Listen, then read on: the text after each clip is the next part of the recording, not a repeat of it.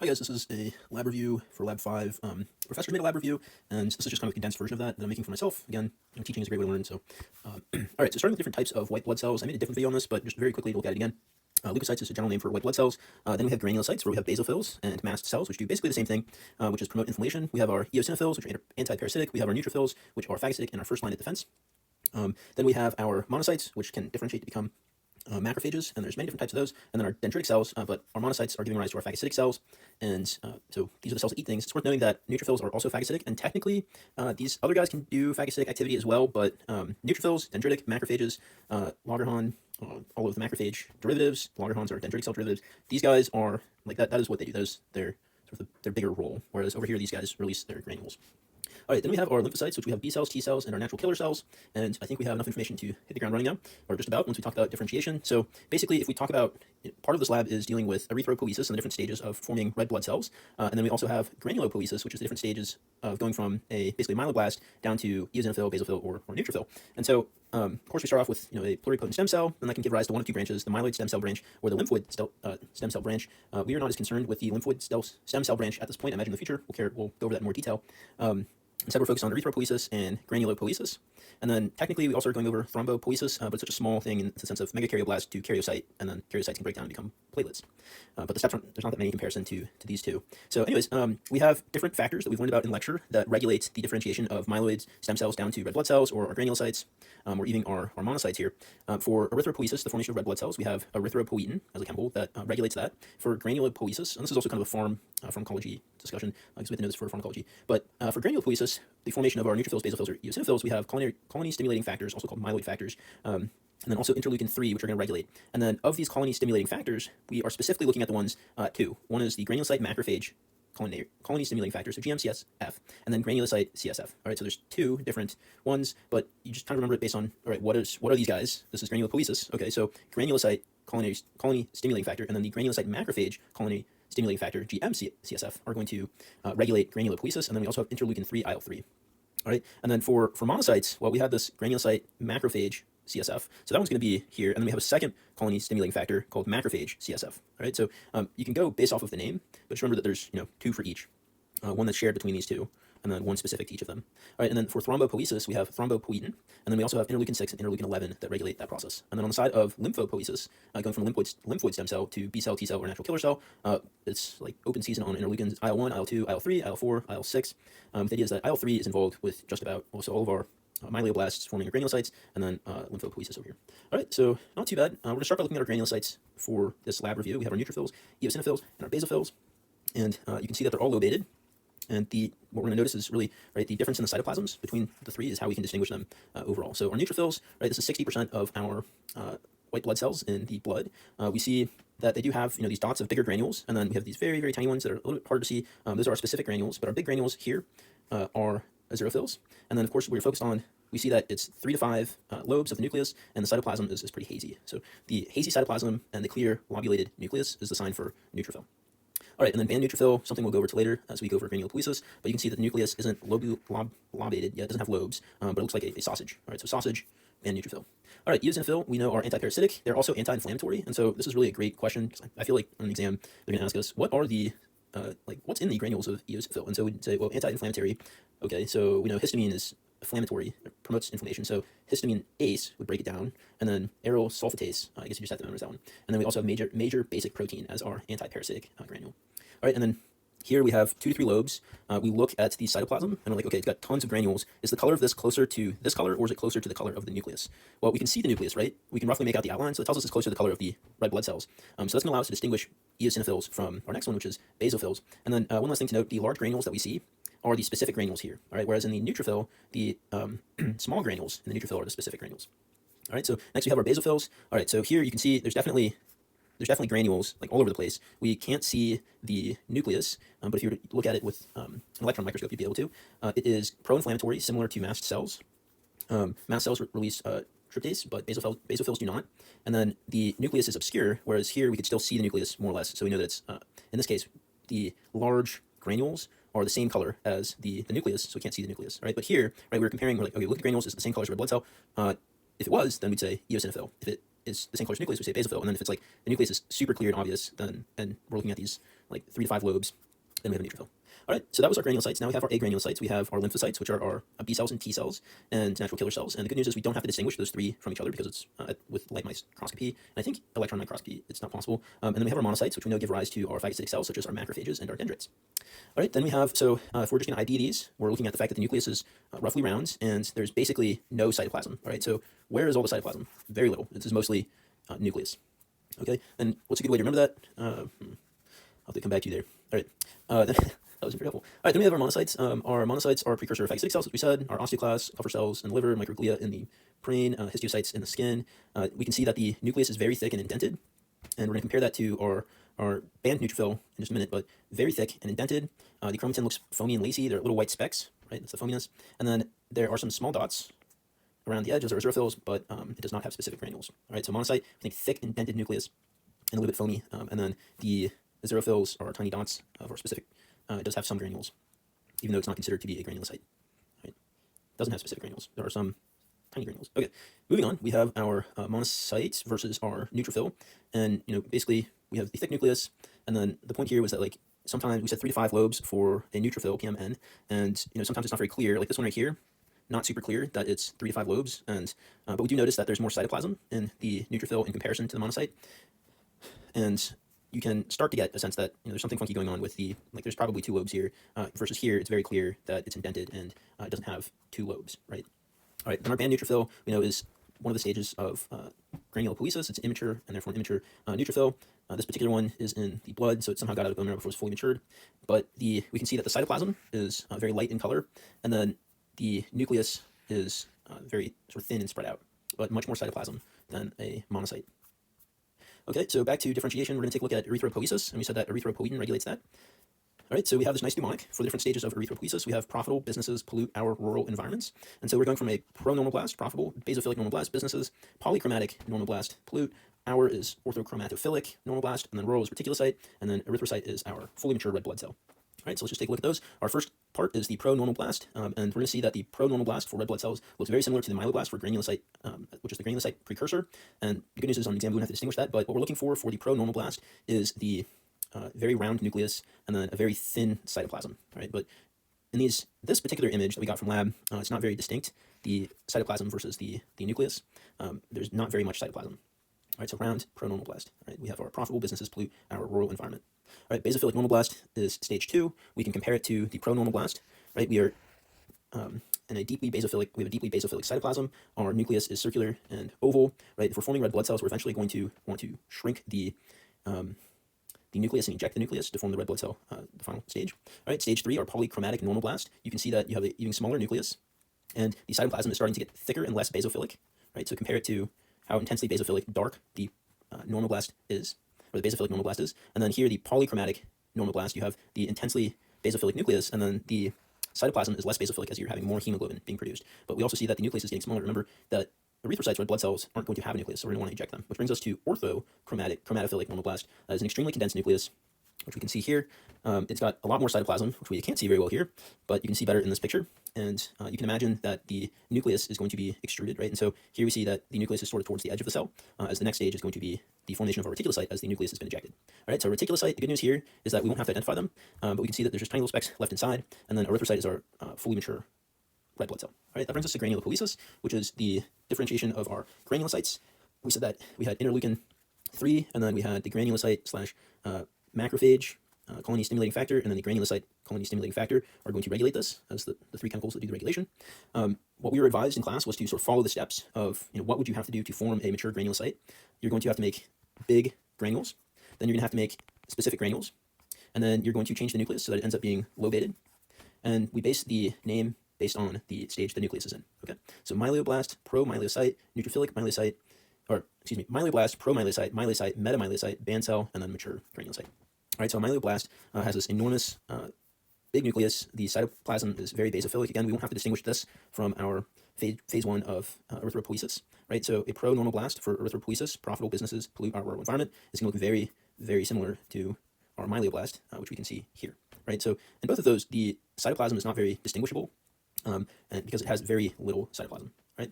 Then stage 2 is our promyelocyte. You can see that there's the start of formation of, you start to have more cytoplasm than the myeloblast, right? Not very much cytoplasm there.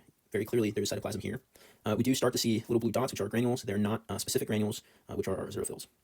All right, stage 3, we are typically asked, neutrophils are used as an example just because it's easiest to see the nucleus, right? For basophils, those are our darkest ones, meaning the cytoplasm is the darkest, and then our eosinophils are kind of in between. We said that their cytoplasm, because their granules look more or less the color of a red blood cell, in comparison to the nucleus, where basophils, the granules obscure the nucleus, right? So we have these stages for eosinophils, neutrophils, basophils. Neutrophils are the easiest to see because you can see the nucleus very distinctly from the cytoplasm. All right, so stage 3 is the myelocyte. We can see that we have the oval nucleus, but it's not indented yet, and no obvious basophilic granules in the cytoplasm. Again, this is for neutrophils. It would not be the case with eosinophils or basophils. All right, stage 4 is the metamyelocyte. The nucleus is our big hint. It's been dented. Okay, and then you're like, well, how would I compare that to the monocyte that gives rise to our macrophages? Well, for that one, well, this guy has more. One, you have to look at where you are. Right here, we are going to be in bone marrow, right? For the monocyte, which gives rise to our macrophages, that's going to be in blood, right? So don't have to worry about that here. If it's clear that we're in our bone marrow, the questions we're going to be dealing with are looking at our metamyelocytes. Okay, so starting to lobate nucleus, we can see that it's dented, and we're making small specific granules. We have a hazy pink background. Again, this is for neutrophils. And then stage 5 is our band cell. We got very clearly a spread out nucleus, sausage shaped. Cytoplasm hasn't changed.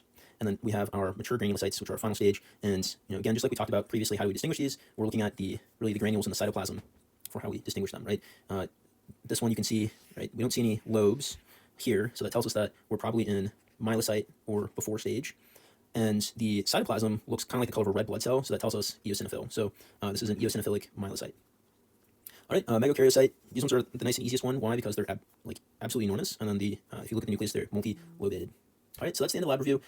There are additional questions, practice questions, and I'll make a separate video for that, or I'll tack it on to the end of this first video.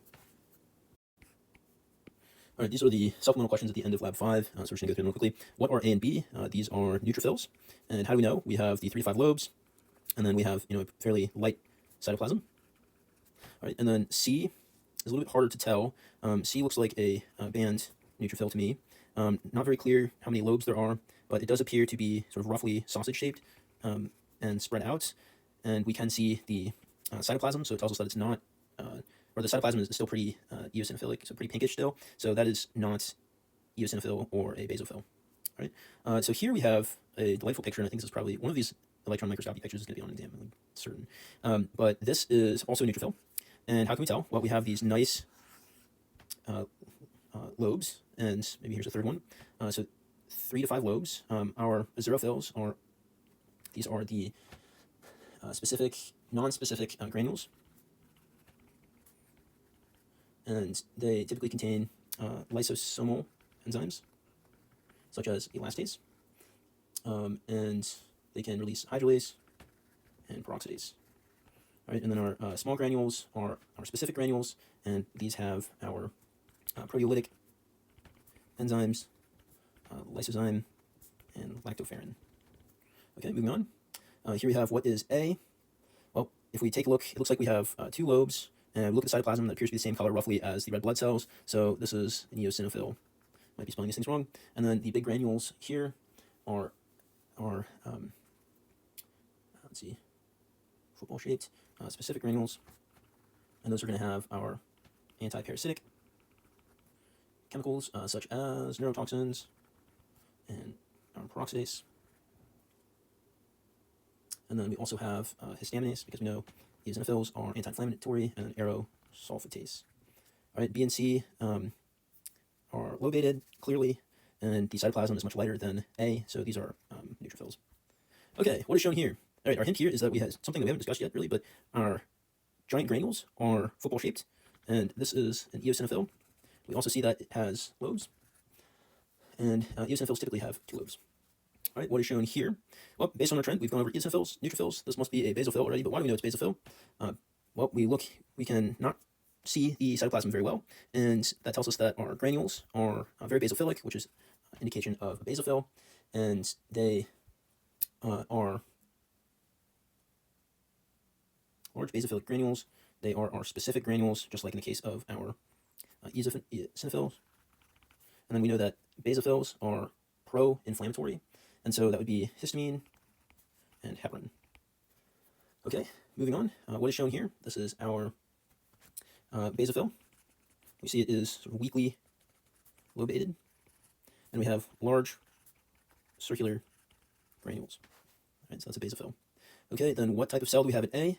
Well, it's a little hard to tell, but the nucleus is taking up the entire cytoplasm, or the entire cell just about. There's very little cytoplasm, so little cytoplasm, large circular nucleus. And then you're thinking to yourself, oh no, is this a myeloblast, or is this a normoblast, like a pronormoblast? It's like, how do I know? All right, it's like that's answered by where are we? Right, this is a blood smear. How do we know it's a blood smear? Because there's a ton of red blood cells everywhere, right? Whereas if we're in bone marrow, we would see a lot more white blood cells. All right, so what type of cell is this? Well, based on our trend again, this is a lymphocyte. Did we answer the last question? This is a lymphocyte. And again, we said we don't know, we can't tell the difference between between B and T cells. All right, lobated, no, few organelles, relatively thin, or very thin cytoplasm.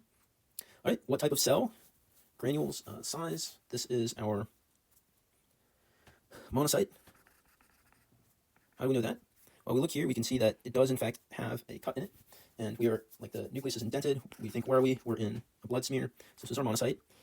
It is agranulous. It doesn't have granules. We can see right here's mitochondria, but it's not granular. It is very large. Okay. All right. What is this? This is a great question, and I feel like this one is also an exam question because we would think platelets have nothing in them, but this is in fact a platelet because platelets can have things in them. All right, and label the following. Yikes. All right. So our big hint here is this guy, which is clearly an erythrocyte. So this is, I misspell this, erythropoiesis. And step one is to look for I would say the easiest one to tell is our basophilic normoblast, which is this guy. It's super dark. All right, then we have our, this one must be the pronormoblast. Right, so this is step one. This is step two. All right, then it's going to start getting smaller, and the nucleus is going to start to get smaller and eventually eject. So we are going to get more and more cytoplasm as well. Challenging thing is this image is not very nice in the sense that we can't see all that clearly the detail. So this one is probably the polychromatophilic normoblast. And then these two both appear to me to be the orthochromatic chromatophilic normoblast. All right. Then we have on this page, yikes. All right, so my guess is, because we're not seeing any arrows pointing to a mature erythrocyte, this has got to be granulopoiesis, in which case we start with a very similar method, which is we're going to look for the ones that have very little cytoplasm. So this one doesn't appear to have very much cytoplasm. Neither does this one. And this one, we can see some cytoplasm. All right, so again, the level of detail is not so great, but I think these two are equivalent. And I think that this is the myeloblast, so stage one. Then we have this is probably stage two, we have more cytoplasm, promyelocyte. All right, then we're going to start to see even more cytoplasm. And we should still have a fairly non-indented, sort of ovular, oval-shaped nucleus. So I think that's K here. And that would be our myelocyte. And the question is, are we dealing with neutrophilic ones, or are we dealing with eosinophilic ones, or basophilic? And just based on the color of the nucleus, or the cytoplasm that we can see in the other ones, these appear to be neutrophilic. Okay, and then we have I and J and H. All right, so the next one is to indent our nucleus a little bit. This one appears to have a dented nucleus. This one appears to be slightly dented. This one's definitely better. This one's also slightly dented. This one appears to be also slightly dented.